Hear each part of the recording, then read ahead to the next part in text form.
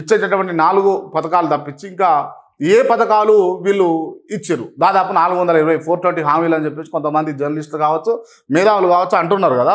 మరి ఆ 420 హామీలు నిజంగా ఇవాళ తెలంగాణలో అమల్లోకి వచ్చినాయి అని అంటే నో అనే చెప్పొచ్చు. నిజంగా ఎక్కడా కూడా పూర్తి స్థాయిలో కాంగ్రెస్ పార్టీ ఇచ్చినటువంటి హామీలు అయితే ప్రభుత్వం నెరవేర్చలేకపోతా ఉన్నది.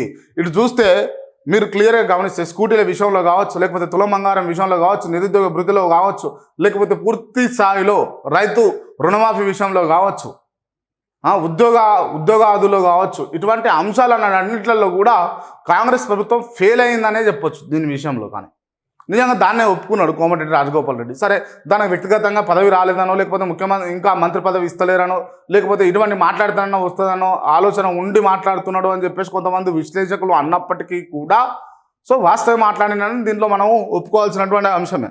సో ఎందుకంటే విత్ ఇన్ ద పార్టీ ఉండి పార్టీ లైన్ క్రాస్ చేసి ఆ పార్టీని వ్యతిరేకిస్తూ మాట్లాడిన వాళ్ళు ఇలా కాంగ్రెస్ పార్టీలో చాలామంది అన్నారు.